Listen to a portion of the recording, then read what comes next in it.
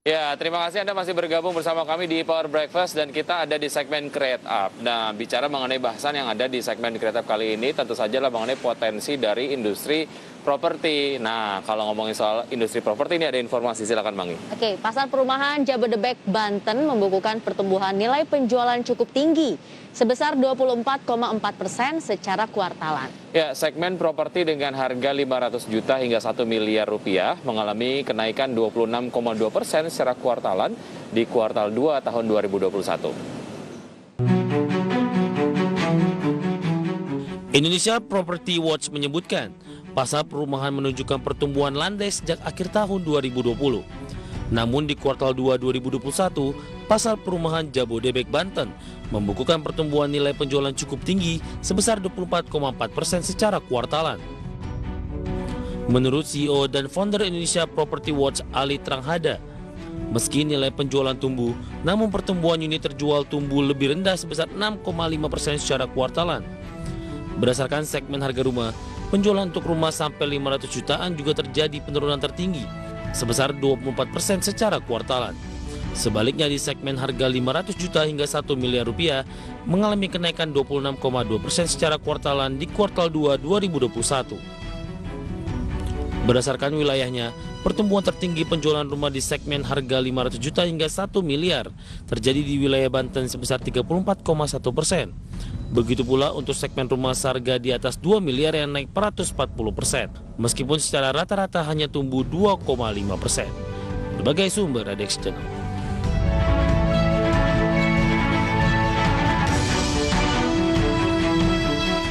Ya, pemirsa, untuk membahas tema potensi bisnis properti marketplace sudah terhubung melalui aplikasi Zoom ada Mas Roni Wisan, beliau adalah CEO Urban A. Selamat pagi Mas Roni. Selamat pagi semuanya. Apa Salam kabar? sehat ya. Salam juga sehat untuk selalu. keluarga. Iya. Saya panggilnya Mas karena memang masih muda. Oke, panggilnya. Mas Roni dan Mas Wiki gitu ya. Betul. Mas Roni, bicara mengenai industri properti, sebetulnya apa yang Anda baca dari potensi industri properti ataupun dinamikanya sejauh ini seperti apa? Kita tahu jujurnya properti dalam tekanan ya, setelah dalam 2 tahun terakhir ini harus diakui dalam tekanan. Luar biasa tekanannya besar. Jadi ini barang mahal ya, masuk kebutuhan pokok, tapi sejak pandemi masuk ini dalam tekanan. Memang beberapa property developer yang di public listed seperti SML mencatatkan pertumbuhan yang positif, tetapi secara general semuanya dalam tekanan besar.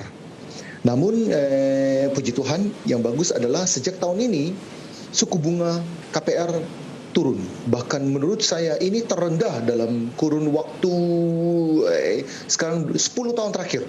Ini luar biasa sekali. Ini angin segar sekali. Jadi itu pendapat saya, jadi masih dalam tekanan, daya beli masih lemah, masih hati-hati, developer juga hati-hati, tapi bukan berarti mereka tidak melakukan pengembangan. Muncul sekali pengembangan, tetapi daya beli masih dalam tekanan. Oke, jadi untuk daya belinya ini bisa dikatakan masih lemah. Tapi untuk tahun ini sendiri, Anda melihatnya seperti apa kira-kira untuk perkembangan bisnis propertinya? Saya rasa begini, tahun ini sisa 4 bulan ya. Kita sekarang sudah di September lah ya, sisa 4 bulan ya. Saya ragu akan terjadi pertumbuhan yang positif sekali. Ya, saya ragu sekali. Ini saya bicara secara general ya. Saya ragu sekali. 4 bulan terakhir ini saya ragu sekali, dan PPKM masih berlangsung ini. Saya rasa kehati-hatian dari sisi customer masih tetap diterapkan, baik juga dengan developer dan juga para perbankan. Oke. Jadi saya melihat tahun ini kita lihat 4 bulan terakhir tidak banyak yang bisa dilakukan. Oke, apakah ya. Silakan dilanjutkan. Ya, meskipun pemerintah, terima kasih ke Menteri Keuangan, ke pemerintah yang juga memberikan free insentif PPN, tetapi itu jujurnya itu berlaku adalah untuk para developer yang mempunyai ready stock. Nah, developer yang sedangkan proyek-proyek yang baru bangun itu insentif tersebut tidak berlaku. Jadi menurut saya efeknya itu masih belum ada karena tidak banyak developer yang punya stok banyak ya. Karena properti itu tidak boleh punya stok banyak ya. Kalau stoknya mati itu, wah uangnya mati semua di sana. Iya, betul. Oke. Apakah proyeksi yang sama juga terjadi di tahun 2022, Mas Roni? Begini, 2022 kita lihat ya, terima kasih pemerintah juga mempercepat jumlah penduduk Indonesia yang dapat vaksinasi, bahkan di Jabodetabek. Wah, pertumbuhannya cepat sekali, luar biasa. Itu benar-benar para elemen semuanya bekerja keras, luar biasa sekali. Saya sendiri sudah vaksin 2 kali, sangat mudah sekali, luar biasa. Saya terima kasih ke pemerintah, kita semua terima kasih pemerintah. Jadi kita masih melihat tahun depan. Jadi siapapun menurut saya, analisa apapun belum bisa mengatakan tahun depan kayak gimana. Kita belum tahu efek dari vaksinasi ini bagaimana. Kita berharap bahwa ini memberikan imun yang bagus ya. Jumlah yang penular dan yang meninggal juga mudah-mudahan juga turun. Jadi menurut saya tahun depan masih penuh dengan tantangan. Prinsip kehati-hatian dari sisi customer juga diterapkan, dari developer juga, dari perbankan juga. Saya melihat developer juga mengeluarkan produknya itu berhati-hati sekali. Tidak mau keluarkan produk yang super besar-besar itu, nggak mau. Jadi kalau di perumahan mereka keluarkan klaster per klaster, semua bisa diprediksi. Jadi semua dalam kontrol. Jadi jumlahnya nggak terlalu banyak juga. Jadi mereka hati-hati sekali. Mereka mengirim produk ke pasar. Mereka sudah tahu produk tersebut bisa diserap oleh pasar dalam jangka waktu tertentu. Mereka nggak berani keluarkan mega-mega project begitu, nggak berani. Oke. Kemudian di tahun ini sendiri juga banyak regulasi atau insentif ya yang diberikan oleh pemerintah kepada industri properti. Nah, itu dampaknya sejauh ini seperti apa? Tentu saja itu angin segar ya. Sekali lagi pemerintah berbuat semuanya. Kita harus apresiasi. Saya salut Menteri Keuangan dengan semua elemennya, dengan Presiden, dengan NPR juga berbuat agar industri ini tidak jatuh. Because this industry, ini property industry is too big to fail. It's too big to fail. Implikasinya besar sekali. Ya, ini high value sekali. Jadi itu angin segar, tapi sekali lagi saya katakan, insentif yang diberikan itu yaitu free PPN, mulai dari 0% sampai dengan 50%, itu hanya berlaku di property developer yang mempunyai sisa stok, ready stock. Nah, sekali lagi sudah diperpanjang ya sampai dengan tanggal 31 Desember 2021. Sekali lagi kita terima kasih ke Menteri Keuangan dengan jajaran pemerintah.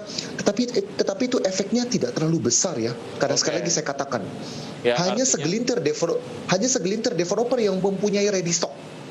Ya, artinya diperlukan kebijakan-kebijakan yang memang lebih menyeluruh begitu ya efektivitasnya ya, Mas Roni ya.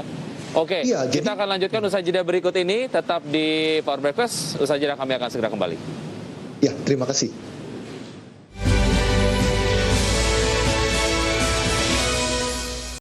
Ya, kembali di Power Breakfast dan saya masih berbincang bersama Mas Roni Wisan. Beliau adalah CEO dari Urban Ace dan masih berbincang mengenai potensi bisnis property marketplace. Oke, Mas Roni bicara mengenai permasalahan ataupun mungkin kendala-kendala ya dari sudut pandang konsumen pada saat mereka ingin memiliki sebuah properti. Apa saja permasalahannya ataupun kendala-kendalanya dan bagaimana sebetulnya Urban Ace menghadirkan solusi di tengah kendala-kendala tersebut? Baik. Permasalahan pertama adalah tentu saja mencari properti yang paling tepat. Nah, itu suatu perjalanan yang melelahkan. Jadi, itu permasalahan pertama. Permasalahan kedua adalah pembiayaan. Jadi, permasalahan di customer bisa menemukan properti idaman mereka, itu hanya dua. Sekali lagi, mencarinya, cara carinya gimana? Bisa offline, bisa online. Kemudian pembiayaan. Dan dalam hal ini konsep saya adalah sekarang lebih ke arah personalized marketing strategy, yaitu kita banyak bikin video-video di setiap properti yang kita pasarkan lebih personal. Karena kenapa? Karena sekarang customer siapapun kita lebih buang waktu lebih banyak di HP kita. Nah, jadi kita tidak lagi menuju ke Google. Orang sudah malas ketik. Nah, ini perhatikan ini. Ini benar-benar perhatikan ini. Terjadi sekali evolusi dari dulu orang googling. Sekarang customer sudah malas googling. Karena kenapa? Dia tidak tahu kata kuncinya dia. Kata kuncinya kadang dia masuk tidak tepat. Nah, makanya sekarang para property marketer ini dari tahun lalu saya sudah prediksi. Gunakan platform-platform yang sudah ada, platform-platform yang mempunyai mass follower, yaitu di mana itu Instagram, YouTube, nah terus kemudian Facebook. Nah, kita banyak menempel iklan-iklan kita, edukasi kita di sana. Karena customer spend a lot more time di sana.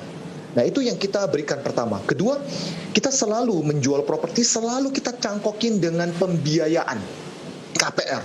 Karena tidak mungkin bisa menyelesaikan masalah customer mendapatkan properti idaman mereka tanpa faktor kedua ini. Tanpa faktor kedua ini almost impossible. Jadi makanya kita punya strategi selalu begitu. Jadi kita menggunakan online bersifat personal, videonya kita semua bikinnya personal, nggak lagi video standar. Jadi ada yang bicara, kadang saya yang bicara, kadang orang lain yang bicara. Jadi lebih bersifat personal, lebih detail. Kemudian di sana kita sebarkan di platform-platform mass. Kemudian kita cangkokin beli properti ini dengan detail information. Kemudian bisa kontak hotline-nya dan kemudian kita cangkokin dengan pembiayaan dengan 9-10 bank yang siap mendukung apabila mau beli properti ini. Itu strateginya. Oke. Artinya dengan informasi yang begitu detail ya yang diberikan kepada customer, fitur apa lagi yang dihadirkan untuk memuaskan para customer ini dalam mencari properti lewat Urban Ace? Jadi kita sekali lagi kita banyak menggunakan YouTube ya. YouTube properti itu paling keren pakai YouTube, sama dengan mobil. Kenapa? Karena tidak mungkin properti bisa memuaskan semua informasi dengan gambar yang mati. Namanya still image, nggak bisa.